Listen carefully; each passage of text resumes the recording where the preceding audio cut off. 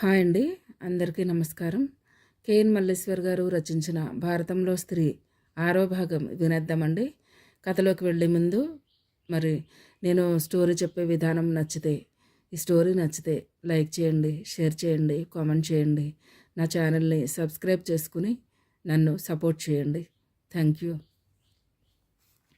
పెళ్ళయ్యే వరకు ఆమెను చూస్తే అవకాశం రాదన్న ఆలోచనతో అతనికి తన మనసులోనివన్నీ గబగబా విప్పు చెప్పేయాలని ఉంది. లంచ్ అయ్యాక చాలాసేపు తన కుటుంబ విషయాలు, చుట్టాలు, తన తండ్రి కష్టపడి ఎలా పైకొచ్చింది చెప్పాడు. సుధ కూడా బామ్మ, దీపుల గురించి, తన ఊరు గురించి, ఫ్రెండ్స్ గురించి చెప్పింది.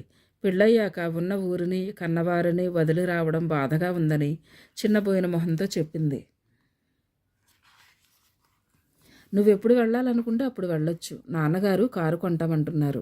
అప్పుడు వెళ్ళడం ఇంకా సులువు. సడన్గా తమ పొలం అమ్మకం విషయం గుర్తొచ్చింది. ప్రశాంత తటాకంలో రాయి విసిరినట్లయింది. ఆ మాట అడగాలా వద్దా అనుకుంటూ సంశయంలో పడింది. ఇంత ప్రశాంతంగా నవ్వుముఖంతో సంతోషంగా కనిపిస్తున్న ఇతనితో డబ్బు విషయం ఎలా ప్రస్తావించడం? ఆనందం, ప్రేమ, అనురాగం అతని మనసులో సుళ్ళు తిరుగుతుండగా నిర్దాక్షిణ్యంగా ఎలా చెదరగొట్టడం? అలాగని అడగకుండా ఉంటే ముల్లులా మనసులో గుచ్చుకుంటూనే ఉంటుంది. మాట మాత్రమైనా తండ్రితో చెప్పకుండా పెళ్లి కాకముందే తమ పొలం బేరం పెట్టి భయానా పుచ్చుకోవడం ఎంత ఆలోచించినా ఏ విధంగానూ సమర్థించుకోలేకపోతుంది. అసలు శ్రీరామ్కి ఈ విషయం తెలిసి ఉండదు. తెలిస్తే ఖచ్చితంగా ఒప్పుకోడు.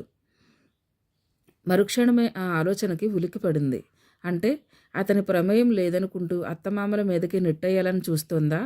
ఊహ తెలిసిన దగ్గర నుంచి ఆడపిల్లలకి భర్తే దైవమని నూరుపోసి అత్తమామల గురించి లేనిపోనివి చెప్పి భయపడతారు. దానితో అత్తమామలంటే ప్రథమ శత్రువులన్న భావం నాటుకుపోతుంది. అత్తింట్లో పెత్తనం చెలాయించాలంటే అత్తగారిని గుప్పిట్లో పెట్టుకోవాలని ఊళ్ళో కొంతమంది అంటూ ఉంటారు. తను దెబ్బలాడేది. మా అత్తగారు నేను తల్లి కూతుళ్ళలా ఉంటాం అనేది. ఇప్పుడు పొలం విషయానికి సంబంధించి శ్రీరామ్ ప్రమేయం లేకపోతే తనకి సంతోషం కలుగుతుందా? ఆ ప్రమేయం ఉన్న అత్తమామల సంగతి ఏంటి? అత్తవారంటే ఎలాగూ చెడ్డవారన్న సంగతి నాటుకుపోయి ఆ తప్పు వాళ్లే చేస్తుండాలి అని మనసుని నమ్మించుకో చూస్తుందా? ఆ తప్పు శ్రీరామ్ చేసినా అత్తమామలు చేసినా తను ఒక్కలాగే ఫీల్ అవ్వాలి.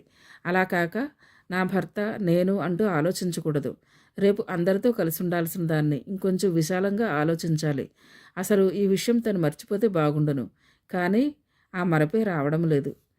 చెట్టు మొదలకి భుజం ఆనించి కూర్చుని పరధ్యానంగా నేల మీద వేళ్లతో గీతలు గీస్తుంది. వేలు కొనలు సూదిగా పొడవుగా ఉన్నాయి. జడ భుజం మీద నుంచి జలపాతంలా కిందికి జారింది. జడ కొసలు గాలికి ఎగురుతూ నేలపై నాట్యమాడుతున్న వేలు కొసల్ని తాకడానికి విశ్వ ప్రయత్నం చేస్తున్నాయి. పల్చటి పొడవాటి పాదాలు పట్టీలతో ముస్తాబయ్యాయి. అతని దృష్టి ఆమె కుడిపాదం మీద పడింది. ఆమె కాలు రెండో వేలు మొదటి వేలు కన్నా పొడవుగా ఉంది. ఇలా ఉంటే భార్య భర్త మీద పెత్తనం చూపిస్తుందని అంటారు. రెండో వేలు పట్టుకుని చెప్పాడు. చకిలిగింతలు పుట్టి పాదం వెనక్కి తీసుకుంది. వేలుకొసలు ఇలా సూదిగా ఉంటే కళాకారులు అవుతారంట.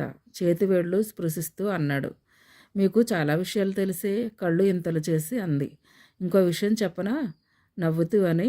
వద్దులే, ఉడికిపోతావు అన్నాడు. ముచ్చటగా మూతి తిప్పి నాకేమంత తొందరగా కోపం రాదులేండి, చెప్పండి అంది. మా చుట్టాల్లో ఒక ఆవిడకి నీలాగే పొడవ జడ. వాళ్ళు స్టేట్స్లో ఉంటున్నారు. అక్కడికి వెళ్ళిన కొత్తలో ఆవిడ ఆఫీస్కి వెళ్ళినప్పుడు వాళ్ళ కొలీగ్స్ కామెంట్ చేసేవాళ్ళంట. ఏమని ఆసక్తిగా అడిగింది. ఏమనా? ఒక క్షణం ఆమె జడను పట్టుకుని చూసి మా కథల్లో ఈవిల్స్కి డెవిల్స్కి ఇలాంటి జుట్టే ఉంటుంది అని అనేవారంట. ఓ నిమిషం పట్టింది అర్థం కావడానికి. వద్దనుకున్న ఉడుకుమొత్తనం నేనున్నానంటూ వచ్చేసింది. ఇప్పుడు మీకెందుకు ఆ విషయం గుర్తొచ్చింది అని విసురుగా జడ వెనక్కి వేసుకుంటూ అంది. గట్టిగా నవ్వేశాడు. చూసావా, నేను చెప్తూనే ఉన్నానా? ముక్కు మీదే కోపం. ముక్కు పట్టుకుని ఊపాడు. కాసేపు అయ్యాక అతనేదో అడగబోయి మానేయడం 2-3 సార్లు గమనించింది. ఏదో అడగాలనుకుంటున్నారు కదూ, మాటలకు సంబంధించి అందామే. అవును, చేతలకు సంబంధించి అన్నాడు అతను. ఏంటి? ప్రశ్నార్థకంగా చూసింది. వద్దులే, చెప్పానంటే కొడతావు. నేను మిమ్మల్ని కొడతానేంటి? నవ్వుకుంటూ అంది. నిస్సందేహంగా. కనీసం తిడతావు. ఆమెకు ఏదో అర్థమైనట్లయింది. నిర్మానుష్యంగా ఉన్న పరిసరాలు, ఎక్కడో దూరంగా సున్నంగనుల దగ్గర కూలీల మాటలు, మాటలని అప్పుడప్పుడు మోసుకొస్తున్న గాలి మనసంతా టెన్షన్తో నిండిపోతుంది. టైం చూసుకుంది 3:30. వెళదాం, చీకటి పడితే ఇంట్లో కంగారు పడతారు తలదించుకుని అంది. ఇంకా నువ్వు చెప్పేది ఏం లేదా? అతని స్వరం కొత్తగా ఉంది. ఇదేమన్నా కూరగాయల బేరమా? పకాలను నవ్వు రాబోయింది. మునిపంటితో అదిమింది. పోనీ నేనేదన్నా అదే చెప్పదలుచుకుంటే కొంటగా అన్నాడు. మొహం ఎర్రబడింది ఆమెకు. పెళ్ళయ్యాక చెప్పండి చిరుకోపంగా అంది. పెళ్ళయ్యాక నిన్ను అడిగేదేం లేదు. ఇప్పుడు టైం నీది కాబట్టి అడుగుతున్నాను. ఆమె చుట్టూ ఆపద్బాంధవుల కోసం కలయి చూసింది. ఒక ఆపద్బాంధవి చెట్టు మీద కనిపించింది. ఆ పిచ్చుక చూసారా? బుజ్జిది ఎంత బాగుందో. బుజ్జి బుల్లి బుల్లి రెక్కలు, కిచకిచమంటూ ఎంత ముద్దుగా మాట్లాడుతుందో. మా ఇంట్లో వరండా లేదు. చివరి వాసాల మీద ఒక పిచ్చుక గూడు పెట్టింది. ఎంత చక్కగా అల్లుకుందో. మనం కూడా అలా అల్లలేం తెలుసా? మనమేమన్నా పిట్టలమేంటి అల్లడానికి? ఉక్రోషంగా అన్నాడు. కాదనుకోండి, మాట వరుసకు అంటున్నాను. ఆ గూడిని మా పాలేరు తీసేసినప్పుడు చాలా బాధేసింది. వాడిని తిట్టాను కూడా. ఈ గూడు తీయకపోతే మన గూడు పాడవుతుంది చిన్నమ్మగారు అన్నాడు. చూసారా వాడి పాండిత్యం? అసలు ఈ కాలంలో అందరూ చాలా ఫాస్ట్గా ఉన్నారు, నీలాంటి ముసలమ్మలు తప్ప. పెళ్లి కాకముందే ముసలమ్మ అది ఇది తిట్టేస్తున్నారు. ఇంకా పెళ్ళయ్యాక ఏం బాగా చూసుకుంటారులేండి. 2 చేతులు బుగ్గలు కానించి ముద్దుగా బాధపడింది. సారీ, సరదాగా అన్నాను. ఆమె నిజంగా బాధపడిందేమోనని నొచ్చుకుంటూ అన్నాడు. ఈ ఒక్కసారికి ఏమీ అనుకోనిలేండి, జాలి చూపుతూ అంది. అతను కాసేపు నిస్సహాయంగా చూశాడు. చేతికందిన చిన్న రాయి తీసుకుని చెట్టు మీద కిచకిచలాడుతున్న పిచ్చుకకేసి కొట్టాడు. రెక్కలు టపటపలాడిస్తూ ఎగిరి వెళ్ళిపోయింది. పిచ్చుక మీద బ్రహ్మాస్త్రమా? ఓరగా చూస్తూ అంది. నీ మీద ప్రయోగించలేనుగా విసురుగా అన్నాడు. మొన్నెప్పుడో మా ఇంటికి చుట్టాలు వచ్చారు. మా బామ్మ అందరితో మీ గురించి ఎంత గొప్పగా చెప్పిందో. అబ్బాయి వంచిన తల ఎత్తడు, బుద్ధిమంతుడు, పేరుకు తగినట్లే శ్రీరామచంద్రుడే అని సర్టిఫికెట్ ఇచ్చింది తెలుసా? ఎలా తెలుస్తుంది? ఇప్పుడేగా చెప్పావు. అందుకే చెప్తున్నానా, ఆ పేరు నిలబెట్టుకోవాలి మరి. సీతాదేవి ఎప్పుడూ రాముడిని దూరంగా పొమ్మందని ఏ రామాయణంలోనూ చదవలేదు. పోనీ స్వయంవరం కాకముందు సీత రాముడితో షాపింగ్కి షికారుకి తిరిగిందని చదివారా? గుర్రుగా చూస్తుండిపోయాడు. నాకు చాలా బాధగా ఉంది, దిగులుగా అంది. ఇంకా కోపం పోని మొహంతో ఏమన్నట్లు చూశాడు. ఒక్కపూట కలిసి ఉన్నామో లేదో మీకు నా మీద కోపం వచ్చేసింది. ఇక జీవితాంతం కలిసి ఉంటే ఎంత కోపం వస్తుందో జాలిగా మొహం పెట్టి అంది. వెంటనే కరిగిపోయాడు. సుధా, ప్లీజ్ అలా అనొద్దు. నిన్ను తిడతానా? అంత రాక్షసుల్లా కనిపిస్తున్నానా? నిన్ను చాలా ఇష్టపడి చేసుకుంటున్నాను సుధా. నాకేం కోపం రాలేదు. సరదాగా ఏడిపించడానికి అలా అన్నాను అంతే. అప్పుడప్పుడు ఇలా అలిగితేనే బాగుంటుంది. ఆమెను నమ్మించడానికి తంటాలు పడుతున్నాడు. సూర్యుడు తన ప్రతాపాన్ని తగ్గించుకుంటున్నాడు. పచ్చని చెట్ల మీద పసుపు వర్ణపు ఎండ బంగారపు పూత అద్దినట్లుగా ఉంది. ఇక వెళదాం మళ్ళీ అంది సుధా. సరేనంటూ లేచాడు. మెల్లగా గుడిమెట్లు దిగి వచ్చారు. ఏలూరు వచ్చాక రాధిక చెప్పిన అడ్రస్ ప్రకారం టాక్సీ మాట్లాడి వాళ్ళ ఇంటికి తీసుకువెళ్ళాడు. ఇద్దరూ ఎక్కాక తను ఊరి వరకు ఫాలో అవుతానన్నాడు. ఎవరన్నా చూస్తారేమోనన్న కంగారుతో సుధా వద్దని చెప్పేసింది. ఇంటికి వచ్చేసరికి 7 అయింది. సుధకి గుండెలు పీచుపీచుమంటున్నాయి. తండ్రి ఇప్పుడే పశువుల కొట్టం నుండి వస్తున్నాడు. చేతిలో నురగలు కక్కుతున్న పాలతో ఎత్తడి తపేలా ఉంది. బామ్మ వరండా గుమ్మంలోనే తిష్టవేసింది. ప్రదీప్ లోపలికి బయటికి తిరుగుతున్నాడు. కారు గుమ్మం ముందు ఆగగానే బామ్మ ఆత్రంగా చూసింది. సుధను చూడగానే ముఖం వికసించబోయింది. కానీ అరుంధతి అంతకుముందు ఇచ్చిన వార్నింగ్ గుర్తొచ్చింది. మీ మూలంగానే దానికి గారం ఎక్కువైంది. టౌన్లో ఇంతసేపు ఏం చేస్తున్నట్లు? రేపో మాపో పెళ్లి పెట్టుకుని పిల్ల ఎలా తిరుగుతుందంటే నలుగురు ఏమనుకుంటారు? రాగానే 4 తిట్టండి, అతిగా ఆరాపం చేసి చెడగొట్టకండి అంది. మొహం పక్కకి తిప్పుకొని కోపంగా కూర్చుంది. రాధిక ఆ పరిస్థితి చూసి నాకు ఓపిక లేదు అంటూ జారుకుంది. మా అమ్మ ఏం కొనుక్కున్నానో చూడు. తను షాపింగ్ చేసినవి చూపించిపోయింది. అన్నీ కట్టిపెట్టు. ఇంతసేపు టౌన్లో ఏం చేస్తున్నావు? గదమాయించిపోయింది. అలవాటు లేని పని కావడంతో గొంతు పీలగా వచ్చింది. మా అమ్మ బిత్తరపోయి బేలగా అంది. ఆడపిల్లవి చీకటి పడేదాకా బయట తిరుగుతుంటే ఏమనుకోవాలి? మా అమ్మ కంఠం నిండా దుఃఖం, కళ్ళ నిండా నీరు. నువ్వు కూడా తిడుతున్నావా మా అమ్మ వెక్కుతూ అంది. మా అమ్మకి యథావిధిగా దుఃఖం ముంచుకొచ్చేసింది. అటు ఇటు చూసి, నేను తిట్టాలనుకోలేదే అమ్మా, మీ అమ్మాయి అంతా చేసింది. నేను గారం చేసి చెడగొడుతున్నానంది. తిట్టమని చెప్పింది. ఇంకెప్పుడు తిట్టొద్దు మా అమ్మ, చాలా ఏడుపు వస్తుంది. లేదులే, ఏడవకు. అమ్మవుగా, ఇంకెప్పుడు ఏమీ అనను. నీకోసం పెసర పునుగులు అల్లపచ్చడి చేశాను, తిందుగానిరా, కాళ్ళు చేతులు కడుక్కో. వరండాలో ఉన్న బకెట్లో నీళ్లు తీసి ఇచ్చింది. తనే దగ్గరుండి తినిపించింది. టౌన్ విశేషాలు అడుగుతుంటే సుధా సమాధానాలు చెప్తుంది. నవ్వుతూ పేలుతూ ఉన్న మా అమ్మ మనవరాళ్లను చూసి అరుంధతి పళ్ళు నూరుకోవడం మినహా ఏమీ చేయలేకపోయింది. సంజీవరావు చూడనట్లు ఊరుకున్నాడు. సుధా స్నానం చేసి గదిలోకి వెళ్ళి జడవేసుకుంటుంది. ప్రదీపు లోపలికి వచ్చాడు. సుధా, బావగారు ఏమంటున్నారు? టేబుల్ మీద ఒక కాల ఆనించి కూర్చుని అన్నాడు. ఆ, కళ్ళప్పగించేసింది. ఇంటి వరకు రమ్మనవలసింది. మాట్లాడవేంటి? నీకెలా తెలుసు? గొంతు పెగల్చుకుంటూ అంది. నిజమా కాదా? నిజమేనన్నట్లు బుద్ధిగా తలూపింది. ఆ మాత్రం ఊహించలేనా? ఎప్పుడు స్కూటర్ మీద మేం వస్తే తప్ప బస్సులో వెళ్ళని దానివి, వచ్చేటప్పుడు టాక్సీలో రావడం, నీ ముఖంలో వెలుగు. నవ్వుతూ అన్నాడు. మీ బావగారు ఫోన్ చేసినప్పుడు రమ్మని బలవంతం చేశారు, అందుకే నసుగుతూ అంది. తప్పే ముందు సుధా, నాకు చెబితే ఏ ఇబ్బంది లేకుండా నేనే అరేంజ్ చేసేవాడని. సుధకి చప్పున ఆనందం వచ్చేసింది. నీ గురించి అడిగారు. ప్రదీప్ ఫ్రెండ్లీ నేచర్ కదా అన్నారు. నవ్వాడు. ఎక్కడికి వెళ్ళారు? ద్వారకా తిరుమల. పెళ్లి చూపుల్లో మూడీగా కనిపించారు. నీతో ఏమీ మాట్లాడలేదు కూడా. ముభావంగా ఉండే స్వభావమేమోనని భయపడ్డాను. పెళ్ళికి ముందే ఇలా ఎఫెక్షన్ చూపిస్తున్నారంటే నిన్ను బాగానే చూసుకుంటారేమో అనిపిస్తోంది. ఆమె మనసుకి ఆ 4 మంచి మాటలు సంతోషాన్ని కలిగించాయి. చాలా బాగా మాట్లాడతారు దీపు, చాలా స్మూత్గా ప్రవర్తిస్తారు. అలా అలా శ్రీరామ్ గురించి అడగనివి ఏకరువు పెట్టొస్తుంది.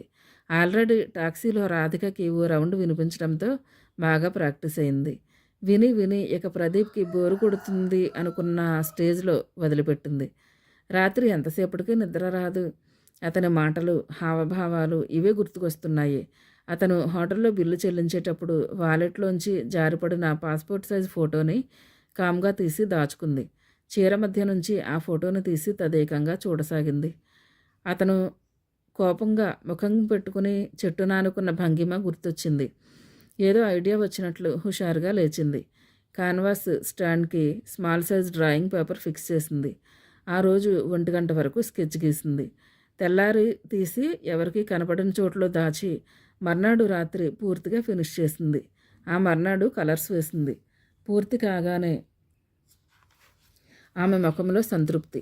చిన్న గుడి, దానికి కొంచెం దూరంలో చెట్టు మొదలని ఆనుకుని అస్పష్టమైన స్త్రీమూర్తి. పోలికలు తెలియడం లేదు. ఆ స్త్రీనే చూస్తున్న అందమైన యువకుడు.